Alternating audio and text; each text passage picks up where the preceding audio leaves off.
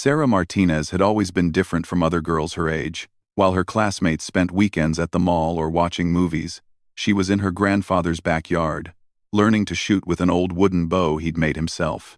Her grandfather, a former military man, believed that discipline and focus could be learned through archery. Sarah thought it was just fun. When she turned 18, Sarah decided to join the army. Her family wasn't surprised. She had always been drawn to challenges, always pushing herself to be better. What did surprise them was how determined she was to prove herself in a world dominated by men. Basic training was tougher than Sarah had imagined.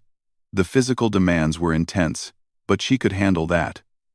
What bothered her more were the constant comments from some of the male recruits. They made jokes about women in combat, questioned whether girls could really handle weapons, and generally acted like she didn't belong there. Sarah tried to ignore them. She focused on her training, followed every order, and worked twice as hard as anyone else. Her drill sergeant, Sergeant Rodriguez, noticed her dedication. He was a fair man who judged soldiers by their performance, not their gender. But he couldn't control every interaction between recruits. The worst of the bunch was a guy named Mike Thompson.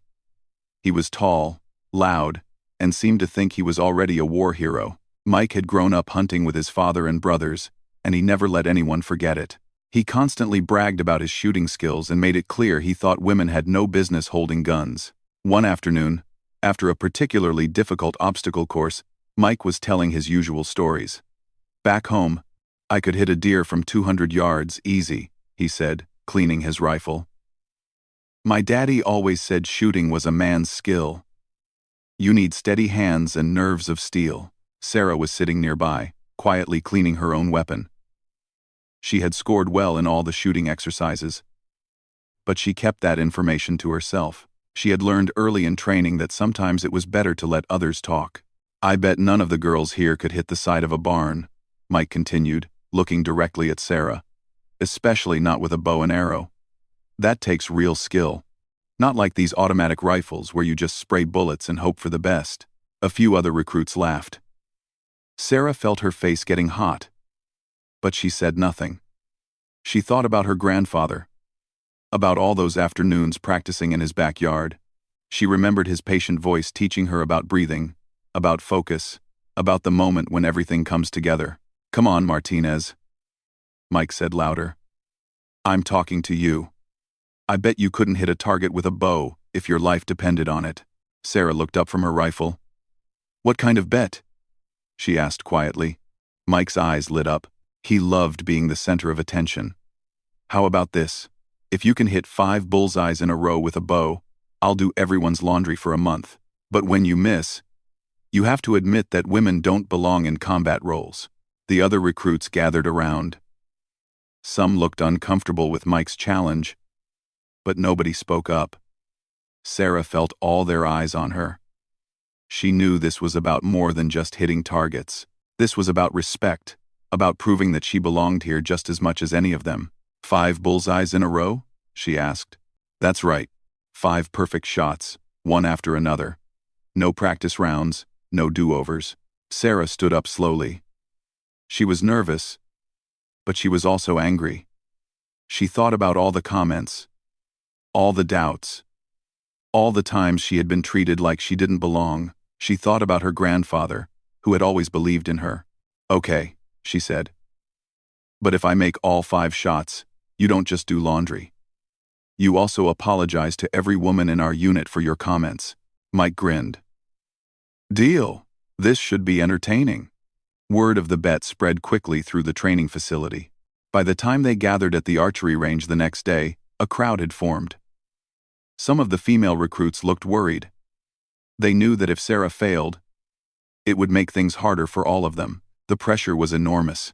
Sergeant Rodriguez heard about the bet and came to watch. He didn't approve of recruits making bets, but he was curious to see what would happen. He had noticed Sarah's quiet confidence and wondered if there was more to her than met the eye. The archery range was set up with standard targets at 50 yards. 5 bullseyes in a row was a difficult challenge even for experienced archers. The wind was light, which was good, but Sarah could feel dozens of pairs of eyes watching her every move. Mike stood with his arms crossed, already looking smug. "Remember, no practice shots," he called out. "Just pick up that bow and start shooting." Sarah walked to the shooting line. The bow felt familiar in her hands, even though it wasn't the same one her grandfather had made.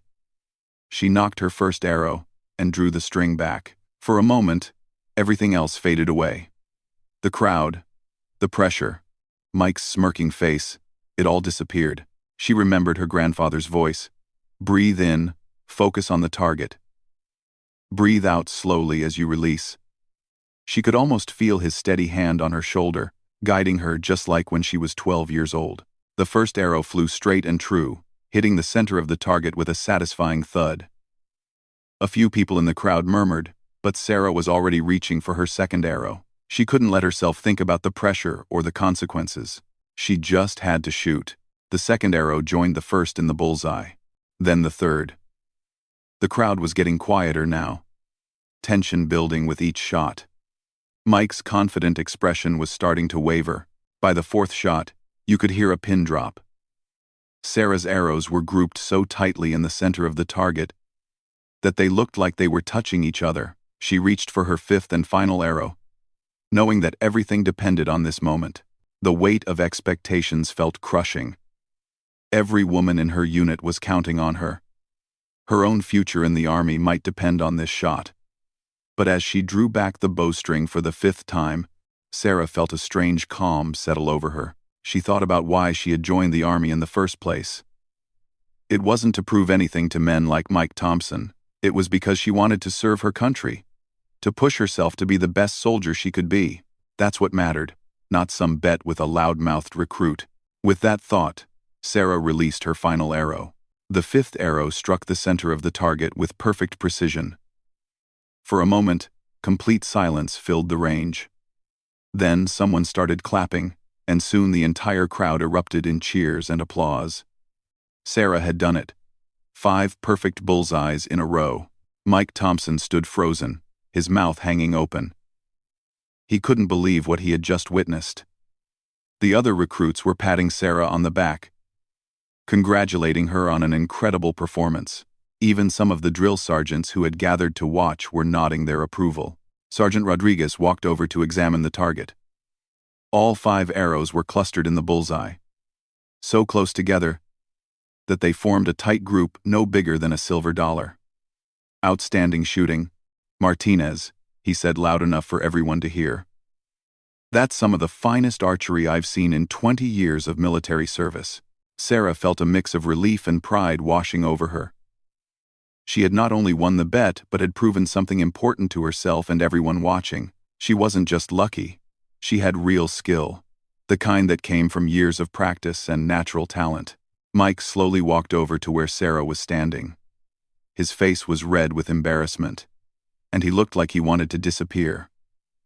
The crowd watched expectantly, waiting to see if he would honor his part of the bet. "I guess I was wrong," he said quietly, barely loud enough for people to hear. "Louder," someone called out. "We all need to hear this." Mike cleared his throat and spoke up. "I was wrong about women in combat.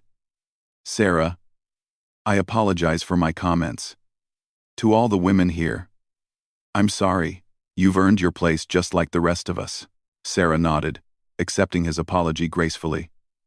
She knew this moment would change things. Not just for her, but for all the women in their unit.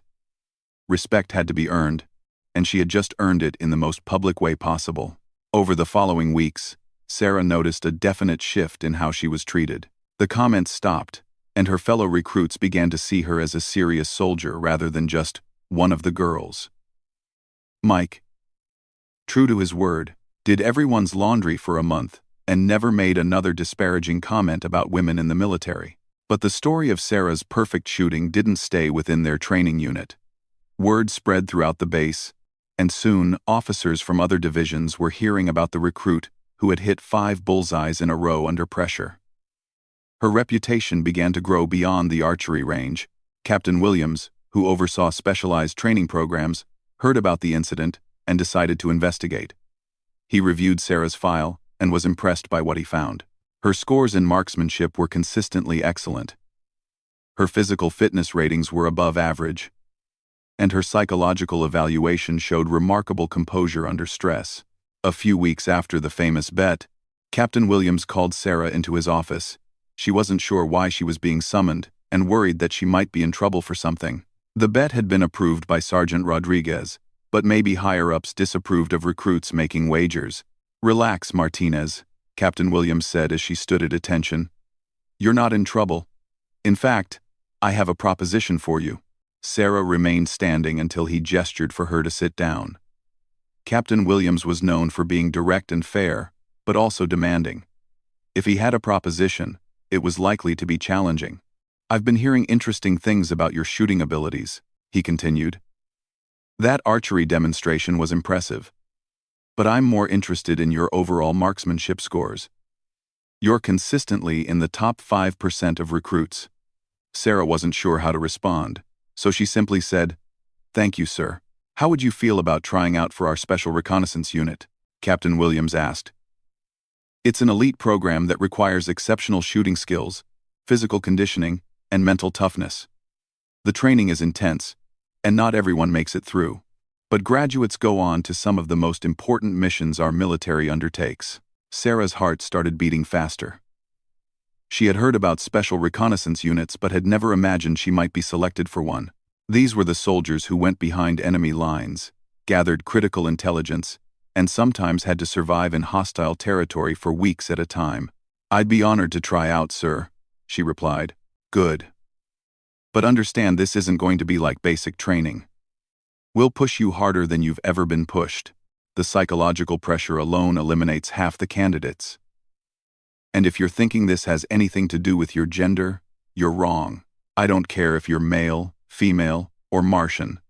I only care about results." Captain Williams handed her a thick folder. "These are the requirements and training schedule. You'll start next month, if you decide to accept. Take the weekend to think about it. Talk to your family if you want. But remember, once you commit, there's no backing out." Sarah left his office with the folder clutched tightly in her hands. She couldn't believe the opportunity that had just been presented to her. The bet with Mike Thompson had been about proving a point, but now it had opened doors she hadn't even known existed. That evening, she called her grandfather from the base phone. She told him about the bet, about her perfect shooting, and about Captain Williams' offer. Her grandfather listened quietly, asking few questions but clearly pleased with her success. "I'm proud of you, Mija," he said when she finished. "But this decision has to be yours.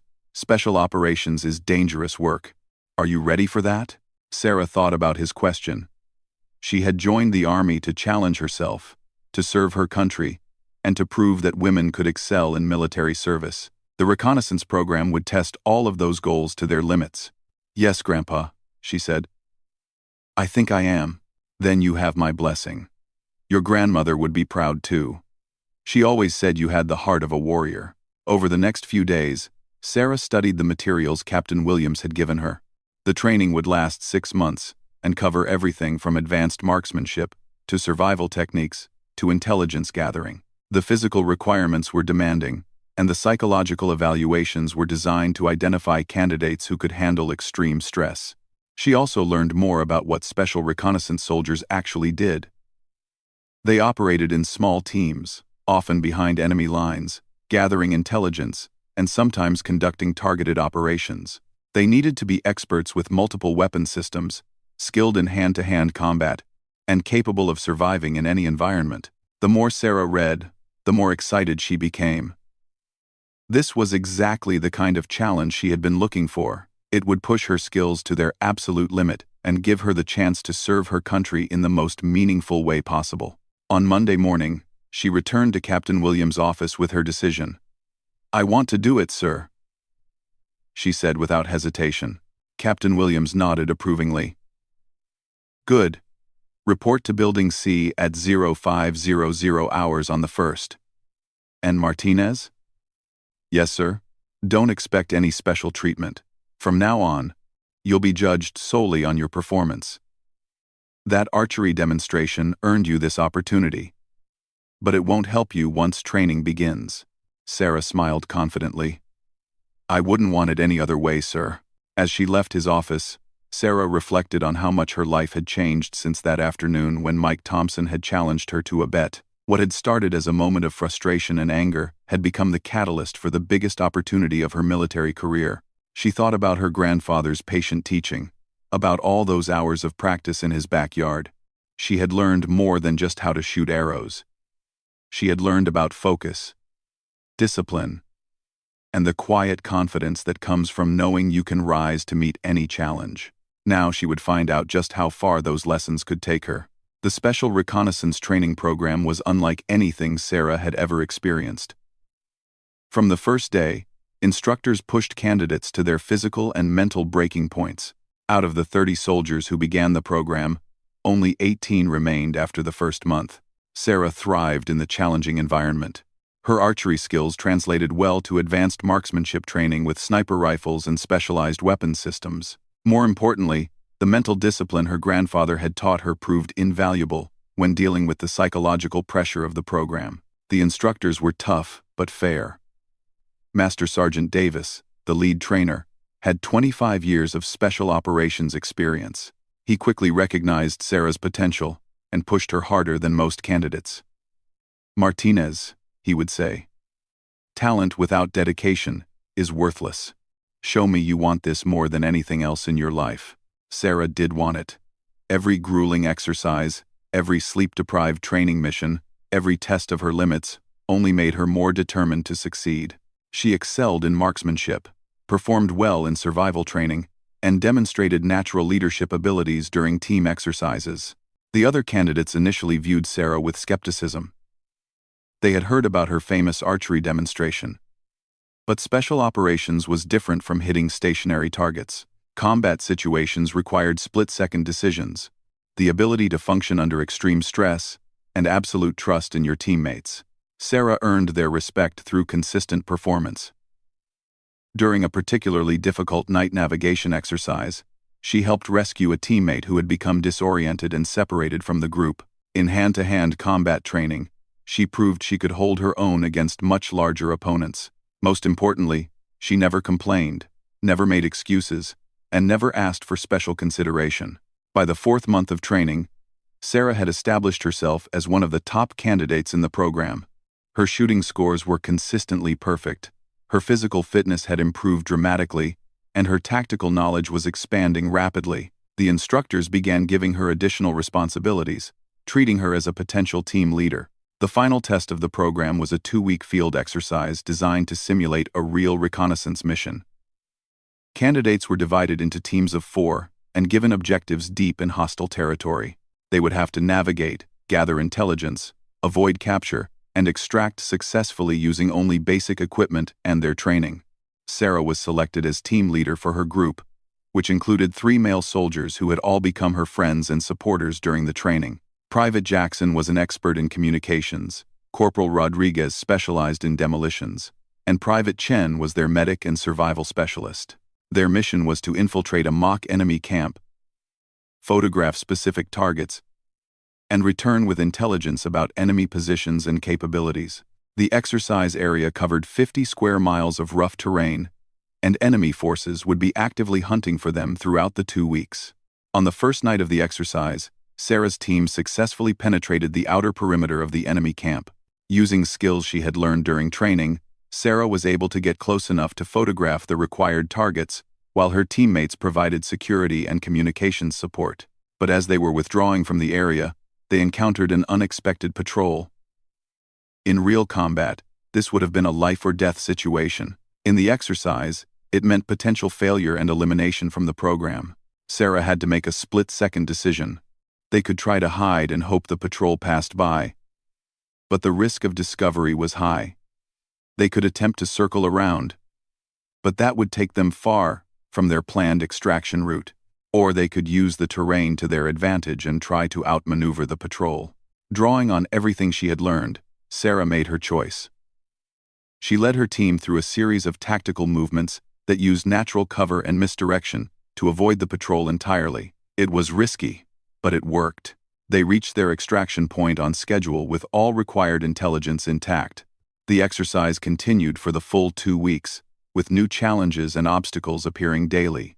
Sarah's team performed flawlessly, completing all objectives and demonstrating the kind of teamwork and tactical excellence the instructors were looking for. When the final exercise ended, only 12 candidates remained in the program. Sarah was not only among them but had achieved the highest overall scores in the class. Master Sergeant Davis pulled her aside after the graduation ceremony. "Martinez, in 25 years of training special operators, I've rarely seen a candidate with your combination of technical skill and leadership ability," he said.